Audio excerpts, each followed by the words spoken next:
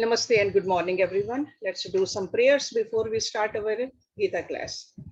Om Parthaye Pratibodhitam Bhagavata Narayan Swayam Vyasen Gratitam Puran Munina Madhye Mahabharatam Advaitam Ritvarshinim Bhagavati Mashtadashadhyayane Amatvam Anusandhame Bhagavad Gite Bhagaveshine नमो अस्तुते व्यास विशाल बुद्धे full Arvind आयत पत्र नेत्र येन तव्या भारत तैल पूर्णः प्रज्वलितो ज्ञान में प्रदीपा परपान पारी जाताये तोत्र वेत्र एक पाने ज्ञान मुद्राए कृष्णाए गीता अमृत दुहे नमः सर्वोपनिषदो गावो दोगदा गोपाल नंदना पार्थो वत्सा सुधीर भोगता दुग्धम गीता अमृतम महत वसुदेव सुतम देवम कंस चानूरमर्दनम देवकी परमानंदम कृष्णम वंदे जगत गुरु भीष्म द्रोण तटा जयद्रथ चला Gandhara Nilotpala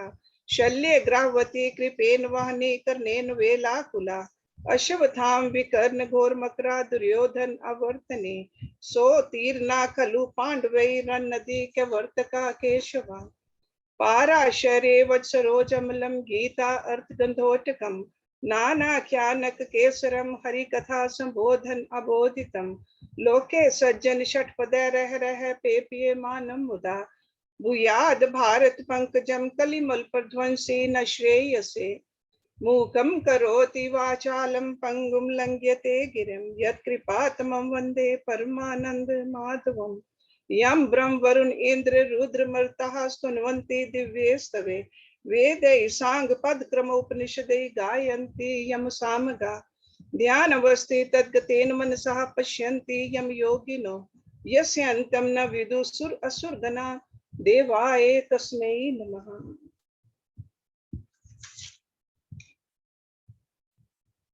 We are studying chapter 9 of Bhagavad Gita these days. RajVidya, RajaGuhya.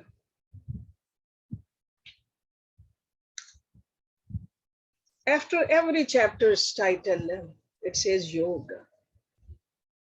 So these are like yoga Upanishads. Each chapter itself is a Upanishad. So it's a collection of 18 Upanishads, you can call it. These are not part of those 108 Upanishads which are in the Vedas, but any conversation between a guru and a disciple about Brahma Vidya, that's Upanishad. And Arjuna is sitting next to his guru and asking questions, and Lord Krishna is answering those questions. That's why it's called Upanishad. You can look at towards the end of each chapter, Rishi Vyas called them Upanishads. So today we're going to start our class with verse number 5 of chapter number 9. Na cha matsathani bhutani pashya me yogam aishwaram bhut bhrit na cha bhut stha mam atma bhut bhavana. Na means not, cha and mat sathani dwelling in me, bhutani beings, pashya behold. Me means my, yogam yoga, ashwaram divine. Bhoot bhrit supporting the beings. Na means not, cha and bhoot satha dwelling in the beings. Mam is my, atma self, bhoot bhavanaha bringing forth beings. This is a continuation from the previous verse. So over here, Lord Krishna is saying, nor do the beings exist in reality, in me. Behold my divine yoga supporting all beings, but not dwelling in them. I am myself the efficient cause of all being. That's what he's saying over here. It's like a paradoxical statement, but this kind of a philosophy can be explained only in this kind of a language.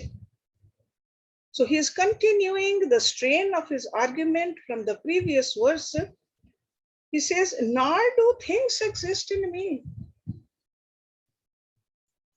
In the previous verse, we were told all beings exist in me, although I dwell not in them.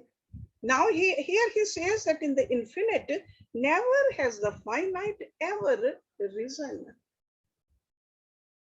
Says like that snake was never in the rope. The ghost was never in the pole. So the same way he says, in the infinite, never has the finite ever risen. Okay. Beyond the true energies, which we often call it a Maya Shakti and a Jiva Shakti, there is a third energy of God. This is called the Yoga Maya Shakti. And that's what he's referring here in this verse. It's a divine energy, Yoga Maya, which is God's all-powerful energy. And with the help of this powerful energy, he creates all this. It's a divine energy. And that's why those phrases like kartum, akartum, samartha, that means that which can make the impossible possible. God can do that. Or this Maya Shakti, Yoga Maya Shakti can do that. It can make the impossible possible and responsible for many of the amazing things which we attribute to God's personality. God can do all that. And just like God is seated in our hearts, in everybody's heart, yet we have no perception of him. Because he is seated in our hearts with this Yoga Maya. So unless we surrender to him, because this Yoga Maya belongs to God, if we surrender to God, we will perceive it, we will feel it, we will know it. In the next verse, he is providing us an example to make all this clear for us. He says, Yatha akash sthita nityam vayu sarvatra ga mahan tatha sarvani bhutani mat sathani iti upadharye. Yatha, as akash sthita rests in the space, nityam, always, vayu, the air, sarvatra ga, moving everywhere. Ga means moving, sarvatra, everywhere. Mahan, great. Tatha means also. Sarvani, all. Bhutani, beings. Mat sathani, rest in me. Iti means thus. Upadharye, no. See, this mat sathani term has been used 3 times in the verse 4th, 5th, and 6th. All living beings rest in him, Mat Sathani. As the mighty wind moving everywhere rests always in space, even so, know you, all beings rest in me.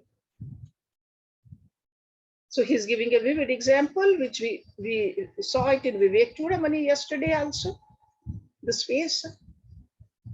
To imagine a substance that exists everywhere, allowing everything to exist in it, but at the same time, in itself, not getting conditioned by it. Because of the things which exist in him, it's very difficult for an ordinary intellect to comprehend. So that's why these examples are given. And yesterday we were talking about the grosser cannot affect the subtler. So among all these 5 elements, space is the grossest, subtlest, and the earth is the grossest. So all those gross cannot affect the subtlest. Or you can say that gross can never condition the subtle. So once we understand this principle, it's very easy to visualize what he is telling us. Maybe we cannot experience it yet. In order to experience, we have to meditate. These verses are to be meditated upon because intellect cannot understand it. So understand it the way it is, then meditate upon it with the help of these examples, then you will experience it also. So he's saying that Arjuna, the wind can whirl around the space. It can swirl, it can curl in the space. Space is supporting the air, but yet can never limit the space. So wind or the air is in the space. Space is subtler. Or we can see the dirt also when there's a dirt storm in the space. But does the space get dirty? No. At that time, it seems like it's all dark, but eventually nothing has happened to the space. So these are the beautiful examples when we meditate upon. At least we can have a somewhat intellectual comprehension. And with that kind of a comprehension, we can have the right relationship between us, which is the self, and the non-self, which is the Prakriti. So the real supports the unreal. The unreal seemingly lives through its history of misery and sorrows. There are fleeting joys and passing pleasures, but in the real, unreal can never condition the real. Okay, this is what he's trying to tell us. All the waves can come in the ocean. There could be storms in the ocean, but does not affect the ocean. Because ocean is ocean even without the waves and the froth and the bubbles. But the bubbles and the froth and the waves cannot exist without the ocean. So the same way we got to understand our relationship with the unreal. So just remember that these stanzas are not merely to be explained by the words. They are to be meditated upon individually. So this is not an intellectual comprehension. It's a really absorption of this deep idea. Then what about this theory of a systematic law of rebirth then, if this is the fact? The story of a creator creating a world during the daytime and dissolving the entire creation in the nighttime. What does it really mean? So again, Lord Krishna is repeating what he told us earlier in the 7th chapter. You should go back and see what he said. Is there a contradiction? Is there something I don't understand? 7th chapter, verse 17, 18, and also 16. So next two verses are a repeat of that. Let's look at it. Number 7. Sarvabhutani kauntya prakritim yanti mamikam kalap kshaya punatani kalap adau visrijamiyaham. Sarvabhutani, all beings. Kauntya, Kunti's putra, Arjuna. Prakritim, to Prakriti. Yanti, merge or go. Mami kam, my. Kalap kshaya, at the end of the kalap. Punha, again. Tani, them. Kalap adau, at the beginning of the color. Visrijami, send forth, aham, I. All beings, O son of Kunti, go into my Prakriti. See, my Prakriti, he is saying. At the end of a kalapa, I send them forth again at the beginning of the next kalapa. If you remember from the previous lectures or from Bhagavad Puran also, we know what the kalapa is. Kalapa is a day of Brahma, the creator. See, creator has a life too. Brahma has a life, even though it's a very long life. All the devatas, they have lives too.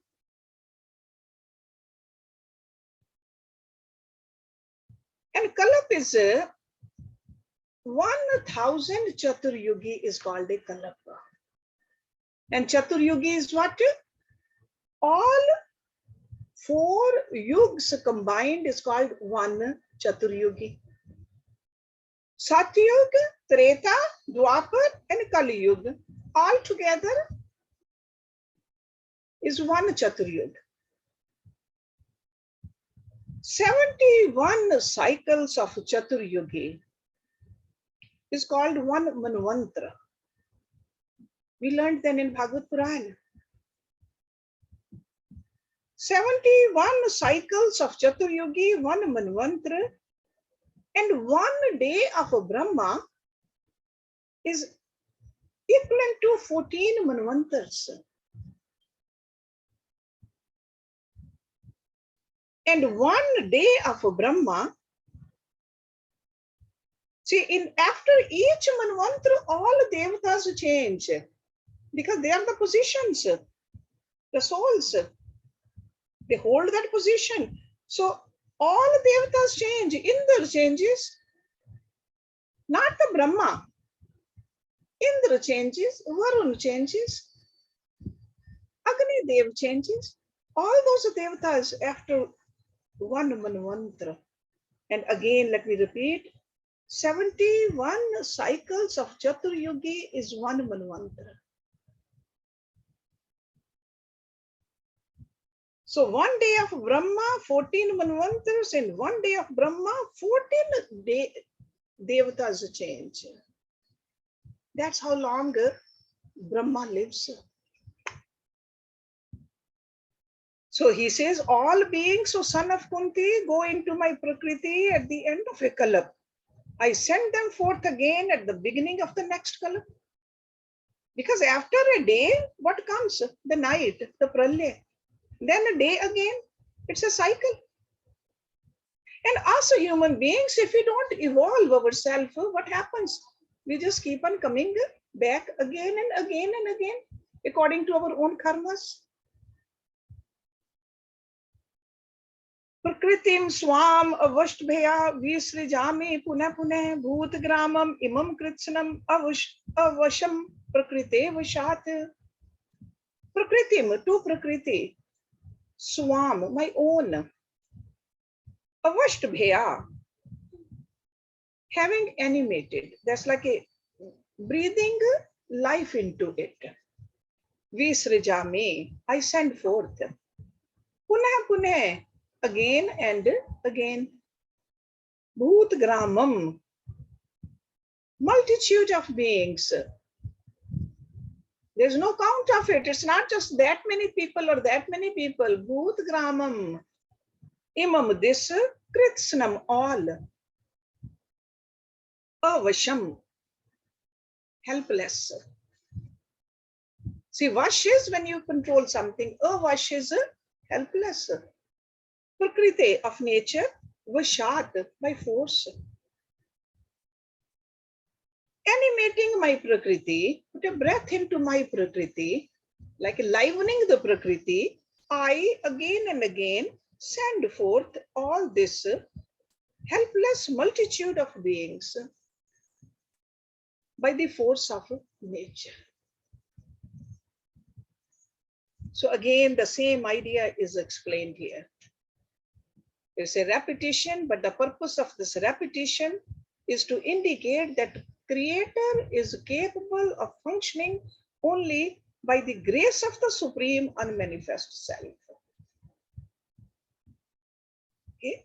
So Supreme Unmanifest Self is what? Brahma. Brahma is the Creator. So Creator is working with the help of the Supreme Absolute Self.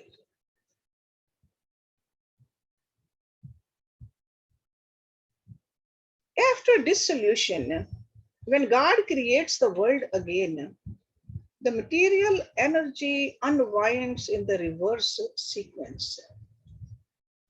It's like a Prakriti, Mahan, Ahankar, Panch Tanmatra, and Panch Mahabhut. It's from the very subtle goes to the, gross, subtle to the gross, and then at the time of dissolution, it goes back. Because this is what Prakriti is.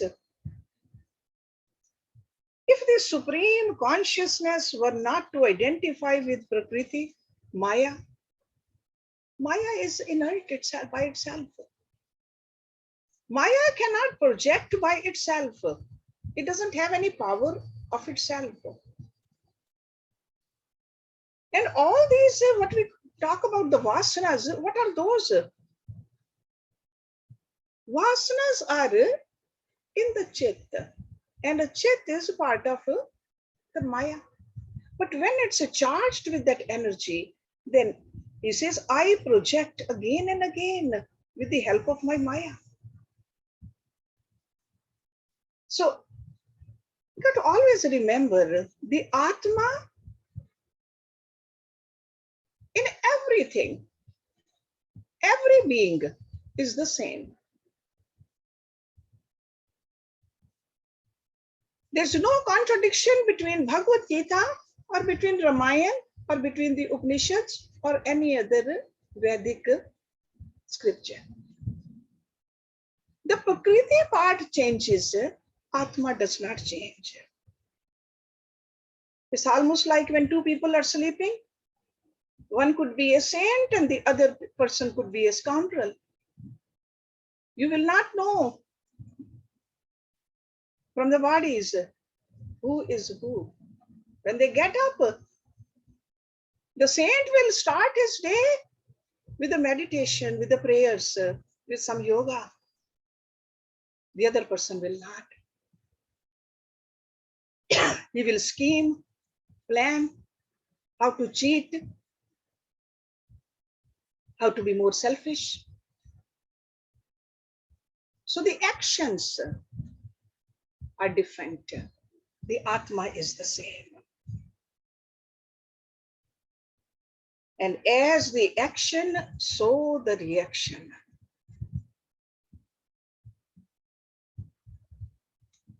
Let's look at next verse. Again, he is telling us what Atma does, what God does.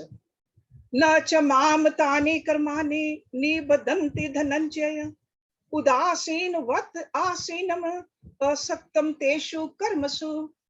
Na means not, cha means and, mam me, tani these, karmani acts, nibadanti bind, Dhananjay, that is another name for Arjuna.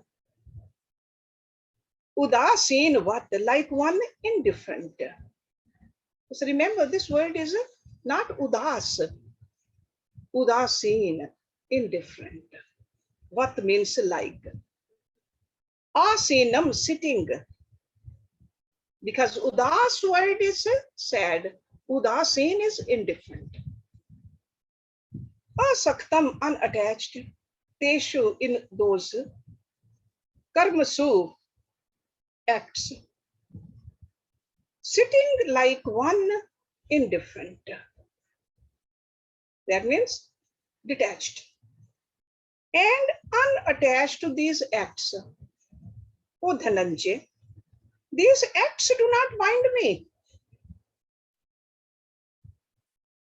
So in other words, the material energy does not have the power to do anything.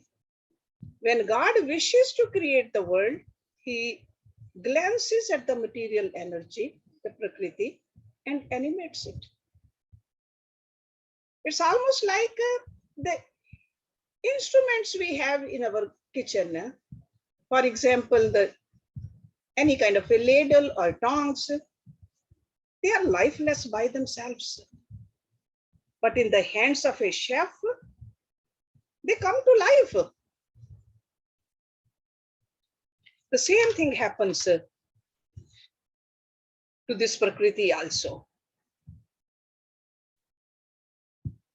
Actions which are not ego motivated leave no trail. There's no impression. I always give you the example of the birds. They leave no footprints when they move in the sky. And that's how the yogis live. No new vasanas, no new sanskars. It's our ego. Our egocentric actions, they leave the impressions. They leave the impression so deep. Even the sattvic actions, they can leave a sattvic impression. Any impression, ultimately we have to wash it.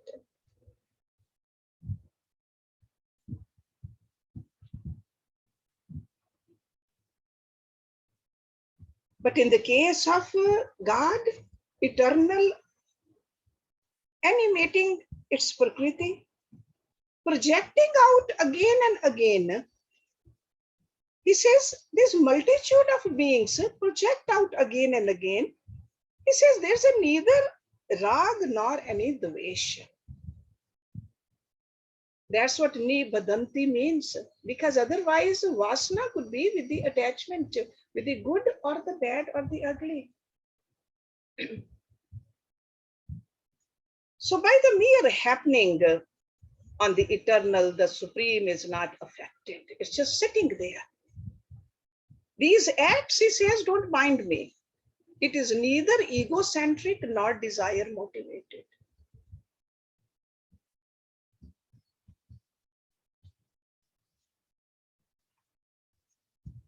It is the motive behind the actions that determines the reaction. We should always remember that. Motive behind the action. And self is the source of all dynamism in us. So all the energy is definitely coming from that. It gives the energy to the, not only to the body, to the mind, to the intellect, to the chitta. And each mind is what? It's a bundle of vasanas.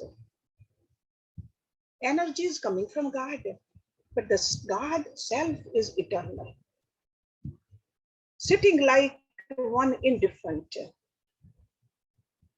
In yesterday class, we were looking at the sun sitting up there, indifferent, giving the same light, same energy to all of us. No differentiation, no partiality, that no, this is a saint, I got to give more light. No. Rain falls also the same way. So, sitting like one indifferent, and another word is unattached, he says. Unattached to these acts. The self revels in the realm of its lower Prakriti. Now let's look at what is the strange relationship between the infinite and the finite. Because we know the finite, the Prakriti acts because of the infinite, yet the infinite is said to be neutral. Let's look at in the next words how Lord Krishna is so lovingly explaining to us in detail. He says, Maya adhyakshen prakriti suyate sachar achram hetuna anen kanteya jagat viparivartate. This is verse number 10.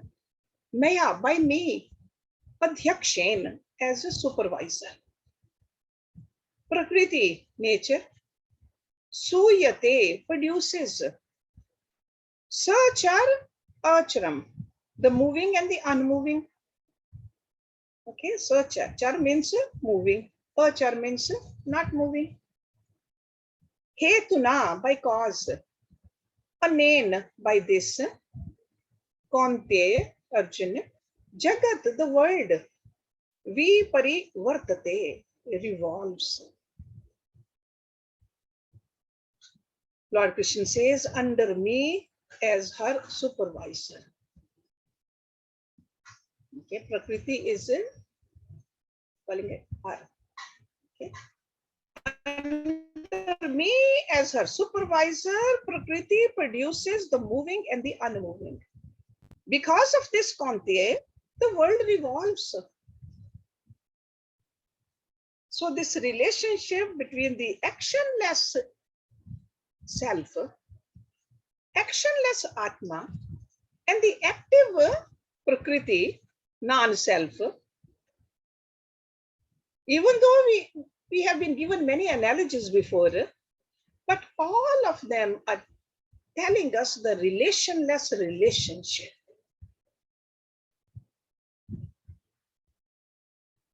Okay, the examples we saw, the rays of the sun, they definitely warm up the objects wherever the rays fall.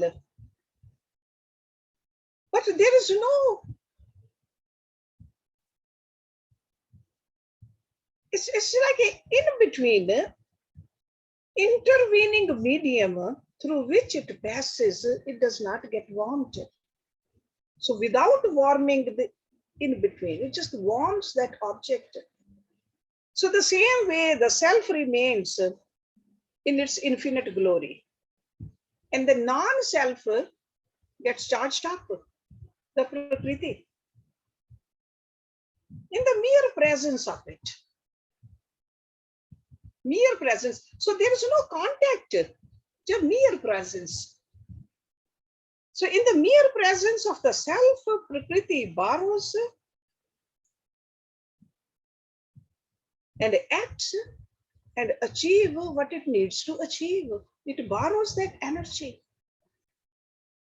So Atma, merely by its presence, it illumines our mind also, it illumines our intellect also, and it creates the impressions in our chit also. Whatever we see, whatever we do repeatedly, there's an impression on our chit. So it happens because the Atma is there. A dead body will not have any more vasanas accumulation. As long as Atma is there, only then it happens. So remember, God's various energies,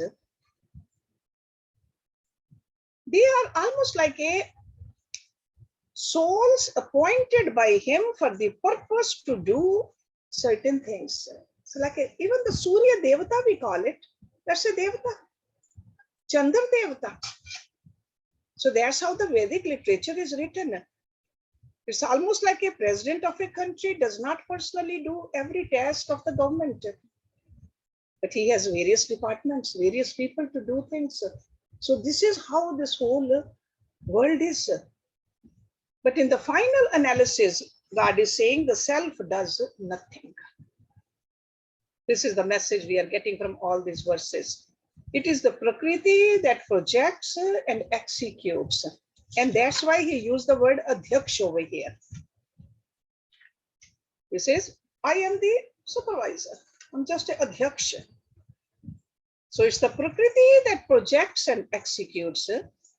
Prakriti gets animated. It is the light of the self that vitalizes the Prakriti. And that is all the relationship between the Prakriti and the Purusha. Or you can say that self, or the Prakriti is the non-self and the self. So if the self is such an essential reality in every form, if it be ever free from the sorrows and tribulation of the finite, why all beings cannot identify it? Why don't we really feel that self? Self which is giving the energy, self which is part of God. Why don't we feel it? Lord Krishna says, Avjanantihi mam moodah manushim tanum ashritanum param bhavam ajanantaha mam bhut maheshwaram. Avjanantihi, disregard. Mam means me, moodaha, fools. Manushim, humans. Tanum, form. Ashritam, refuged in. Param means higher, bhavam, state of nature. Ajanantaha, not knowing. Mam means my. Bhut Maheshwaram, great Lord of beings. Fools disregard me when I dwell in human form. They do not know my higher being as the great Lord of all beings.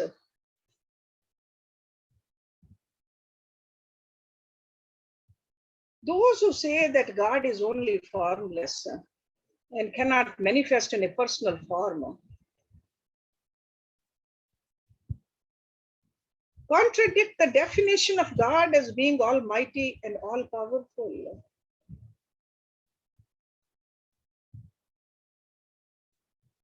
So this is a statement we should try to understand. He says, you are a fool if you don't see me. It could be in the form of an avatar also. It could be because he keeps telling us that there is an Atma, which is part of Paramatma. So in us also, or in the people around us also, we disregard the self and we judge, we criticize, we put people down. He says, you are a fool.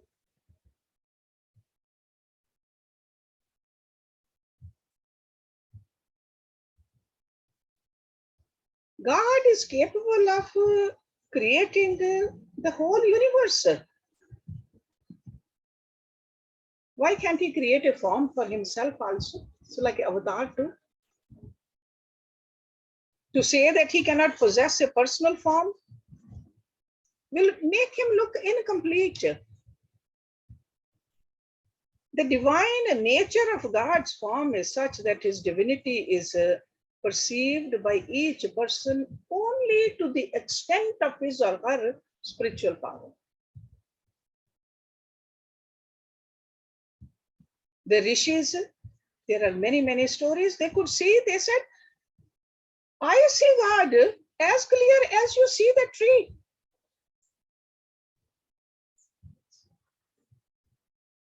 When those who are influenced by Sattva Guna, they see him and they think that Shri Krishna is a special person. He is very competent. It cannot be God. But little spell of RajaGuhya, they'll see there's nothing special in him. He is very much like us. But if we have a Tamoguna predominance in our personality, we'll say that he says, me, very egoistic, characterless. We'll say, we are better than him. It is only the God realized saints who can recognize him as God because they have received his divine vision. And the same thing is true, not just in the form of Lord Krishna, in the form of everything. If God is everywhere, ultimately we should see him, recognize him everywhere. He says, ordinary devotees are unaware of my real status as the great Lord of all beings, Bhut Maheshwaram. And he is adding in this verse, he says, deluded fools scorn me when I dwell in human form. So they consider him, the self, as merely a human form, which he may take for himself to bless and particular generations. Okay? So understand this verse, the form of an avatar, but then at the same time, remember God is everywhere in us also. Because Lord Krishna will tell us in the future chapters, if somebody stays hungry too much, that tamasic kind of a austerity, that person is hurting me because I dwell in you. Tapasya is needed, but tapasya should be done satvically, not tamasically. So tamasic personality is when we disregard the God, presence of God. At least we should, when we go to the temple, we should try to see God there. Start from there. Then don't leave it there. Expand your understanding. God is not just in the temple, God is outside the temple too. God is everywhere, in everybody. This is what Lord Krishna is telling us. Let me read it again. Fools disregard me when I dwell in human form. They know not my higher being as the great Lord of all beings. So they are fools who are not able to recognize God in all human forms. My devotees shall respect and revere one another, as though the other is I, expressing through him.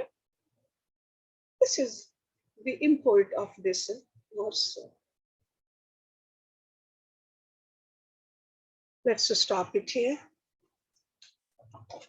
And we'll pick up our study from verse number 12 of chapter number 9 next week. Om Purnamada Purnamidam Purnat Purnamudachyate Purnasya Purnamadaya Purnameva Vishishyate. Om Shanti Shanti Shanti Om. Thank you very much. Before we can have discussion, I